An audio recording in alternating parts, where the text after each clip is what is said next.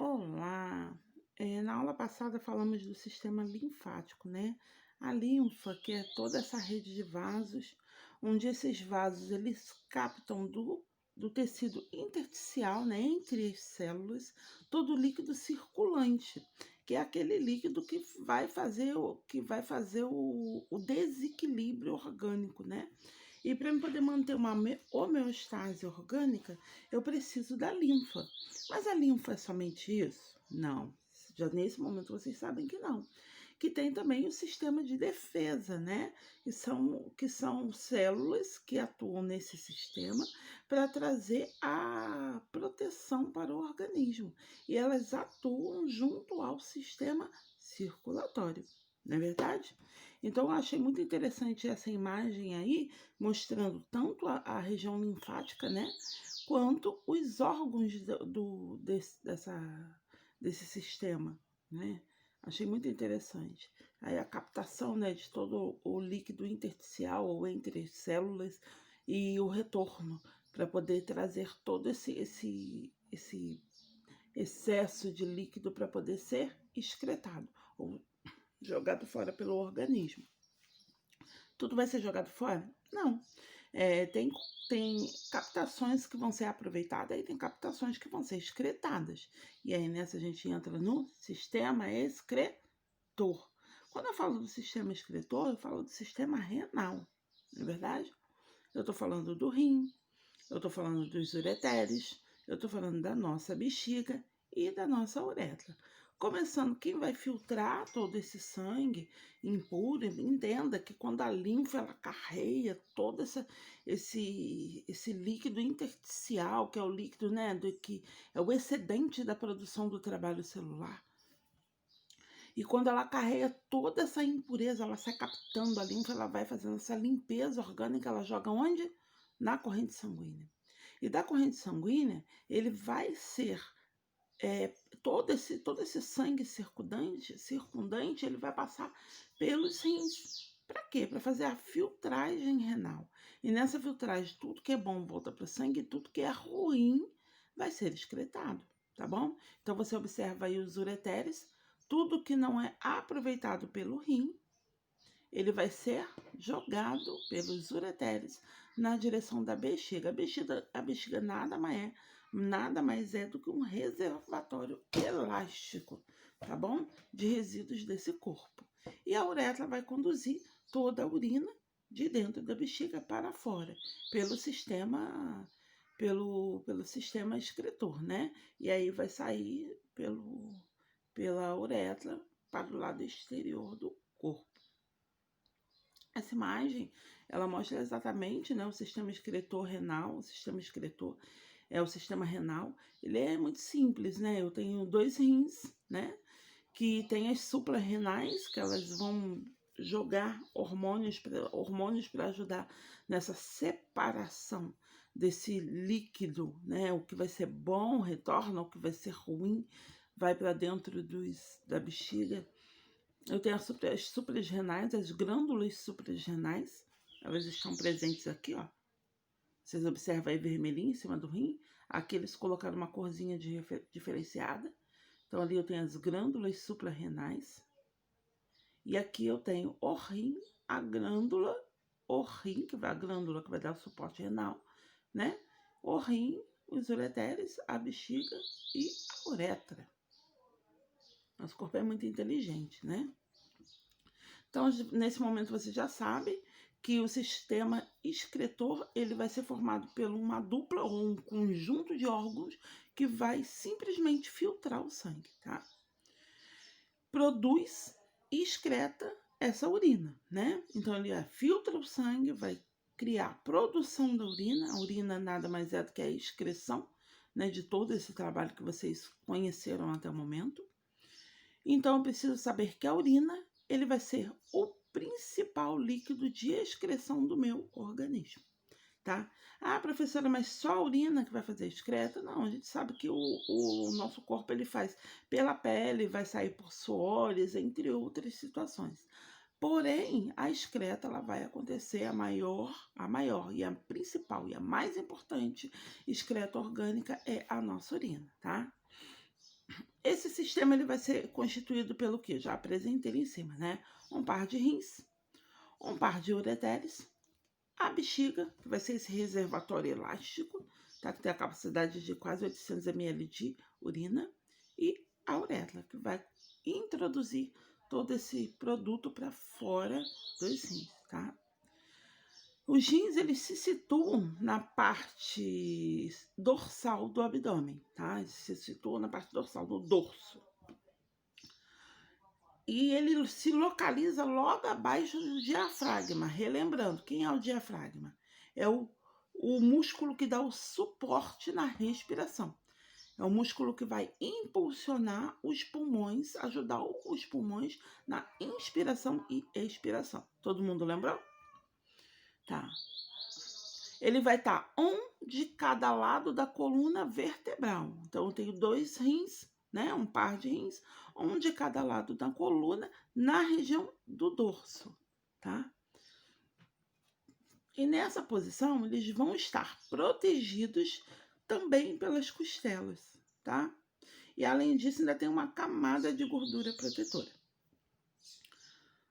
Ele é em formato de um grão gigantesco de feijão, tá? Se você observar um grãozinho de feijão, você vai perceber que ele tem o mesmo formato. Possui uma cápsula fibrosa que protege o córtex, tá? O córtex é a região onde mais externa, né? O córtex mais externo, desculpa. E a medula mais interna, tá? E aí vocês vão observar aqui, deixa eu diminuir um pouquinho aqui. Ó, o córtex, tá vendo? É ele que vai trazer toda a proteção para os glomérulos e toda a parte da filtragem desse rim, tá? Então, eu tenho uma cápsula fibrosa, que é a cápsula protetora. Depois eu venho com a região do córtex. Então, eles que vão fazer toda a proteção, tá? Depois eu tenho os cálices maiores. Por que desse nome? Porque se você observar, parece mesmo um cálice, né? Aí eu tenho uma artéria renal, tá? A veia renal, artéria e veia. Então, eu tenho uma artéria renal, uma veia renal, eu tenho um ramo da veia renal. Aí, passando pela artéria, passando pela veia, vai se apresentar o ramo. Por que das ramificações? Porque essa veia, ela precisa chegar até os glomérulos para poder levar todo esse líquido intersticial que foi recolhido do sangue, tá? E também eu tenho um ramo da artéria renal, que vai ser ele que vai pegar todo o sangue ali que já foi filtrado e jogar novamente na corrente sanguínea, tá? Aí eu tenho a região da pelve renal, onde vai dar pelve, né? Ela vai dar aquela sustentabilidade em todo o sistema. E o ureter, que todo aquele líquido que foi excluído não vai ser utilizado, ele vai cair dentro dessa pelve renal e retorna e vai direto para a bexiga, né? Aí eu tenho o papilo renal, que é o local onde vai ser depositado, sai direto das cápsulas e cai nos papilos, tá? Os cálices maiores, eu tenho cálices menores, ok? Pirâmides renais, veia esquerda, do mesmo jeito que eu tenho a veia, eu tenho a veia esquerda aqui, ó, né? E artéria esquerda. No caso do rim, né? Esquerdo. Artérias interlobulares, sempre vai ter arteríolas trabalhando nessa composição, tá? E as arteríolas, né? Ou mesmo que as veias interlobulares. Entre, né? Dentro dos lóbulos. São as menores apresentações. Aí eu preciso saber, será que o rim ele só serve para formar urina? Não. Além da formação dessa excreta de urina, vai ocorrer ao longo desses túbulos renais a reabsorção ativa de aminoácidos e também de glicose, tá? Então, tudo aquilo que foi excretado vai ser reabsorvido nesse momento. Os capilares, lembra que eu falei que tem estruturas menores? Eu mostrei aqui, ó. Eles estão aqui, ó, dando aporte em todo o córtex, ó. Ó, aqui você observa os capilares, na região do córtex. Os capilares que absorvem, que reabsorvem essas substâncias úteis lá dentro desse túbulo renal, se reúnem para forçar um único vaso. Então, os capilares eles vão se reunir para formar um único vaso, que seria a veia renal, tá? Que é a desembocadura, né? Que leva o sangue para fora do rim, em direção ao coração, tá bom? Então, a veia renal ela vai trazer esse sangue de fora do rim para fora do rim na direção do sangue, devolver ao sistema cardiovascular. E aí eu falei para vocês que tem as glândulas suprarrenais, né? Então é ela que vai fazer, gente, a regulação da função renal, ok? Então é na glândula suprarrenal que eu vou ter o hormônio ADH, que é um hormônio antidiurético, tá? E é esse hormônio que vai fazer a regulação da função renal. Como isso acontece? Acontece, gente, basicamente quando se regula a quantidade de líquidos do corpo. Então, eu tenho uma linfa que faz todo o trabalho que vocês já conhecem, entrega mantém esse organismo em homeostase. Então, eu tenho um equilíbrio do líquido do corpo, havendo então a necessidade de reter água no interior do meu corpo. Se eu tenho a secreção, eu preciso de uma retenção, porque senão a gente vai virar o quê? Um maracujá seco, né? A urina fica mais concentrada em função maior de reabsorção de água. Havendo excesso de água no corpo, a urina fica menos concentrada. Então aí já vem aquela história, né? Existem pessoas que elas não bebem água de forma regular e ela tá sempre com a urina muito pesada, concentrada, escurecida. Por quê? O corpo ele vai fazer o trabalho linfático. O corpo ele vai fazer o trabalho de recondução ou recaptação de todo o líquido intersticial, extracelular, todo o líquido circundante nesse organismo, ele vai ser captado pela linfa, né? E jogado novamente no sistema para poder ser reaproveitado ou não pelos rins, ok? Mas, quando eu não bebo a quantidade ideal de água, eu tenho um corpo desidratado. E esse corpo desidratado, ele vai acabar trazendo prejuízo na hora dessa filtragem, na hora da regulação ou da homeostase, tá? Porque se eu tenho uma quantidade ideal de água circulante no corpo, ele vai fazer todo o trabalho, a linfa vai lá, vai captar todo o líquido intersticial, vai jogar esse líquido no sistema novamente, o sistema vai jogar esse sangue no rim, o rim vai filtrar esse sangue e aí vai começar a separar aquilo que presta daquilo que não presta. Então, eu tenho líquido circundante para formar a urina. Então, se eu tenho um líquido circundante suficiente para formar urina, eu tenho uma urina menos concentrada, com odor menos forte, né? Por quê? Porque o trabalho de reabsorção foi feito com a quantidade de líquida suficiente. Agora, se eu não tenho, a urina fica pesada, com um odor forte, muitas das vezes um odor mais fétido, né, ou característico para a lesão que está sendo associada, né? Quando eu tenho um diabético, eu tenho um odor adocicado, né? E aí vai. Aí eu preciso conhecer também quem é o principal agente regulador de todo esse processo, tá? E de todo esse processo, de todo esse equilíbrio da homeostase humana, seria o tal do hormônio ADH, que é o hormônio antidiurético, tá? Ele é produzido em que local, professora? Lá no hipotálamo, no cérebro, tá? E armazenado pela hipófise. A concentração desse plasma sanguíneo é detectada por receptores osmóticos localizados lá no hipotálamo. Então, são eles que vão trazer essa regulação de toda essa parte líquida ou homeostase do meu corpo, ok? Havendo aumento na concentração do plasma, ou o mesmo que plasma é líquido, né? É o líquido circundante que ajuda na formação do sangue, tá bom? Então, havendo aumento da concentração do plasma, eu tenho pouca água nesse organismo, tá? Esse Osmorreguladores estimulam a produção de ADH. Esse hormônio passa para a corrente sanguínea imediatamente, indo atuar sobre os túbulos distais e sobre os túbulos coletores lá dentro da região dos néfrons ou dos cálices, tá? Tomando as células desses tubos mais permeáveis à água. Então, existe uma regulação para manter a homeostase. Então, para mim manter a homeostase, para mim manter esse corpo numa concentração de água eficaz, eu preciso do hormônio antidiurético. Não esqueça mais. O nome desse hormônio é ADH. Agora, quando existe uma concentração de plasma, quando a concentração do plasma está baixa, o plasma está mais liquificado, está baixa a quantidade. Por quê? Porque eu tenho muita água circulante.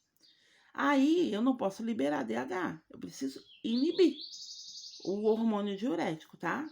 E, consequentemente, menor absorção de água lá na região dos túbulos distais e coletores, que vai possibilitar a excreta desse excesso de água que torna a urina mais diluída. Então, esse hormônio ele é muito importante. E quando eu tenho um indivíduo hipertenso, eu tenho deficiências nessa situação aí, hormonal, tá? É aqui você vê novamente os túbulos, né? A parte dos glomérulos, onde é feito toda essa filtragem e limpeza e higienização do sangue, tá? Além do ADH, é só o hormônio ADH que vai funcionar na regulação da homeostase do organismo? Não. Eu tenho um outro hormônio que vai ser o participante do equilíbrio hidroiônico desse meu organismo, que é a aldosterona. Onde que ela é produzida? Essa sim vai ser produzida lá nas glândulas suprarrenais. Lembra que eu falei que as glândulas suprarrenais elas vão produzir hormônio para ajudar na atuação de toda essa filtragem sanguínea? Então, dentro das suprarrenais, eu vou ter aldosterona, tá? Para que serve esse hormônio? Desculpa.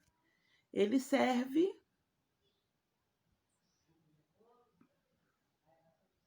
Só um minuto, deixa eu ajustar aqui. Ele serve para aumentar a reabsorção dos túbulos renais. E isso vai possibilitar uma maior retenção de água. Então, se esse organismo precisa, porque a gente precisa liberar o que é excreta, mas a gente também precisa reter, né? Porque o corpo ele precisa desse líquido circulante. Ele precisa dar. O nosso corpo precisa. Nós somos, né? Nosso corpo é 70% de água, todo mundo deve lembrar disso, né? Então, esse 70% de água ele precisa ser mantido. Se eu tenho uma queda nesse 70% de água orgânico, eu tenho um desequilíbrio hormonal. E aí vai mexer com todos os hormônios e com todo o sistema, tá? A produção da aldosterona ela vai ser regulada da seguinte forma. Quando a concentração de sódio dentro do túbulo renal diminui, o rim produz uma proteína chamada renina, que age sobre a proteína produzida lá dentro do fígado e é encontrada no sangue denominada como angiostensinogênio inativo, ok? Concentra como angiostensina ativa. Se ela se encontra ativa, ela se chama angiostensina. Se ela se encontra na apresentação inativa, angiostensinogênio. Angiostensinogênio, desculpa. Essas substâncias elas servem, tá, para estimular as glândulas suprarrenais a produzir a aldosterona. Que essa aldosterona vai fazer o quê? O aumento da produção ativa lá nos túbulos renais, né?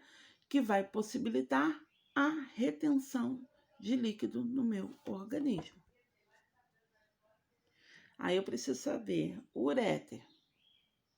Eu vi lá na figurinha que foi mostrada no início da aula, que o uréter, ele capta, né, todo o líquido dos néfrons e vão desembocar nos ductos coletores e se unem para formas canais cada vez mais grossos. A função desses ductos vão originar num canal único, denominado ureter.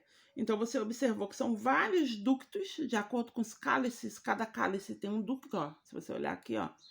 E todos esses ductos vai formar um único túbulo, que é o ureter. A bexiga nada mais é que uma bolsa ou uma parede elástica dotada de musculatura lisa, cuja sua função única é acumular a urina produzida dentro da região renal, né? Dentro dos rins, desculpa. E quando cheia, pode conter mais de 1/4 de litro, tá? Mais quase 800 ml de litro. 250 ml de urina, que é eliminada periodicamente através da uretra, tá?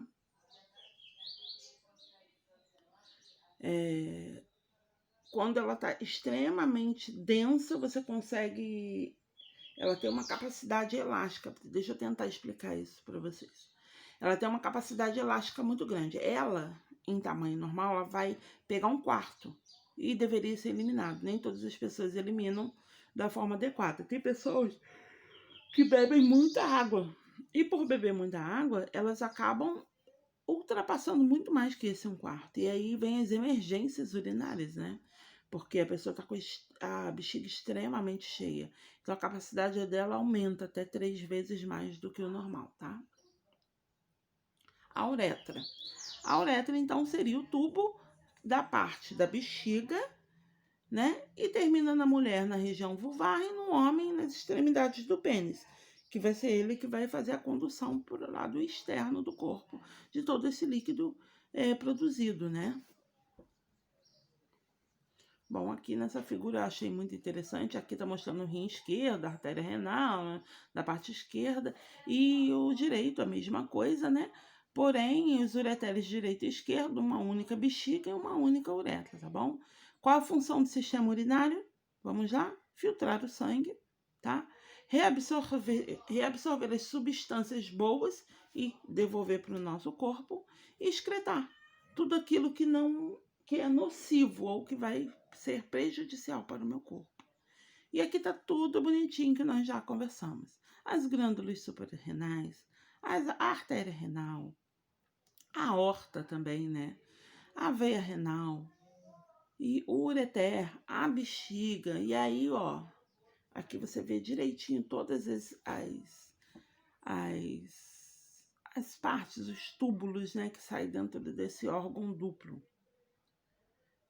E aqui você visualizando, né, um rim sendo dissecado para se observar todo o seu funcionamento em seu interior. E ficamos por aqui no sistema excretor, ok? Beijo, beijo. Daqui a pouquinho a gente se encontra falando do sistema nervoso. Vamos lá.